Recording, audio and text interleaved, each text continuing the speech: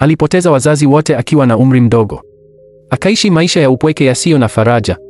Alitamani kusoma. Alitamani kuwa daktari. Lakini dunia ilimgeukia. Watu walimcheka. Walimkebehi. Walimuita maskini asiye na thamani. Ndoto zake zikaanza kufa polepole. Katika kijiji kidogo aliishi kijana mdogo aitwaye Kelvin. Alikuwa na miaka 18. Tangu akiwa mtoto mdogo alikuwa amepoteza wazazi wake. Kila siku alijiona mpweke. Alitamani kusoma. Alitamani kuwa daktari. Lakini maisha yalikuwa magumu sana. Watu wa kijiji walimwona kama kijana asiye na tumaini. Walimcheka. Walimsema vibaya. Walimuita maskini. Lakini moyoni mwake kulikuwa na ndoto moja. Hakuwahi kuacha kujiuliza, nitawahi kufika pale nilipoota. Asubuhi nyingi Kelvin hakwenda shuleni. Aliamka mapema kwenda kulima mashamba ya watu. Wakati mwingine alienda sokoni kuuza mboga. Pesa kidogo alizopata zilitumika kwa chakula. Mara nyingi alikosa karo ya shule. Mara moja mwalimu wake alimwambia kwa sauti kali, Kelvin, bila kulipa karo hutoweza kuendelea na masomo. Maneno hayo yaliumiza moyo wake. Usiku mmoja alipokaa chini ya mti mkubwa alijiuliza kwa uchungu, kwa nini mimi? Kwa nini maisha yangu ni magumu hivi? Je, Mungu amenisahau? Siku moja jioni basi kubwa liliingia kijijini. Kutoka ndani alishuka dereva aitwaye Adam. Adam alijulikana kwa ucheshi wake. Alijulikana pia kwa maneno ya hekima yaliyotoka moyoni. Adam alimwona Kelvin amekaa kando ya barabara na daftari lililochakaa mkononi.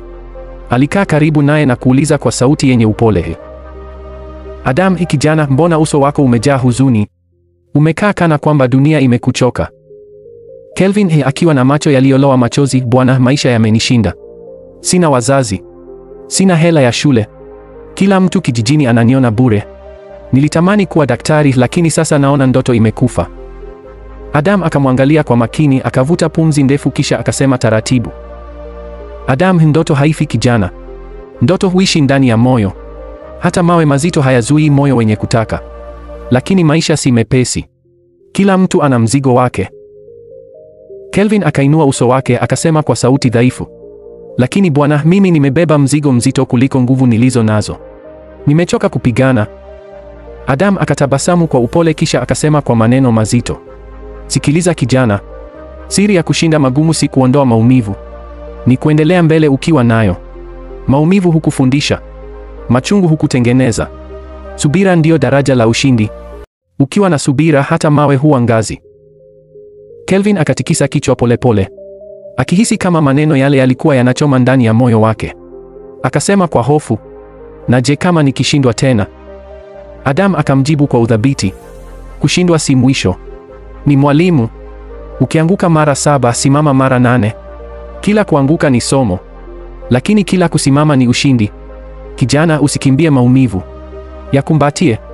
Yatakutengeneza kuwa mtu bora zaidi. Kelvin akabaki kimya. Macho yake yalijaa machozi lakini moyoni alihisi moto mpya ukiwaka.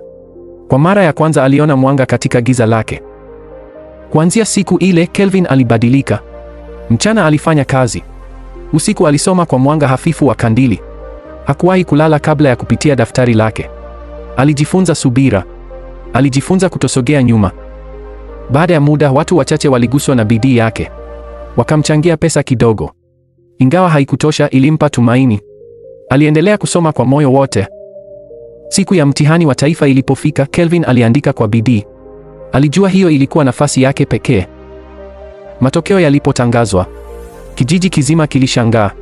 Kelvin, kijana ambaye walimwona hana tumaini, ndiye aliyepata alama za juu zaidi. Siku moja, Kelvin alirudi kijijini akiwa amevaa koti dogo la wanafunzi wa udaktari. Watoto walimkimbilia wakifurahia.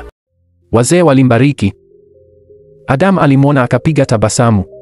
Kelvin alisimama na kusema kwa sauti iliyojaa nguvu, magumu hayaji kutuua bali kutufundisha. Siri ya kushinda si kusubiri hali iwe rahisi, bali kusonga mbele hata ukiwa unaumia. Hatua moja ya ujasiri kila siku hujenga daraja la ushindi. Na kijiji kizima kilitulia, kila mtu akielewa maneno yake. Kwenye maisha yetu, utaona kila mmoja anakutana na magumu. Wengine hukosa pesa.